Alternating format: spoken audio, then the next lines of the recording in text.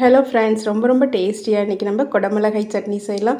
அடுப்பில் ஒரு கடாய் போட்டுட்டு நல்லெண்ணெய் சேர்த்துக்கங்க. நல்லெண்ணெய் சேர்த்துட்டு காய்ந்த மிளகாய் ஒரு 4 எடுத்துக்கங்க.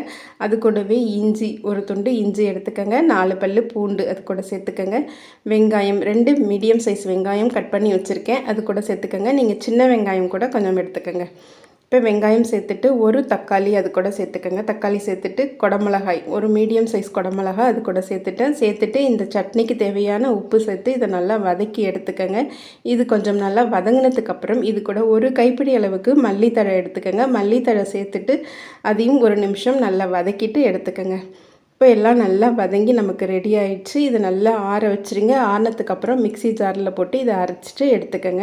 இது கூட ஒரு தாளிப்பு சேர்த்துக்கங்க. எண்ணெய் ஊற்றி கடுகு உளுத்தம்பருப்பு தாளித்து கொட்டிடுங்க. இது இட்லி, தோசை, சப்பாத்தி கூட சைட் டிஷ்ஷாக சாப்பிட்றதுக்கு ரொம்ப டேஸ்டியாக இருக்கும். நீங்களும் இந்த சட்னியை ட்ரை பண்ணி பாருங்கள்.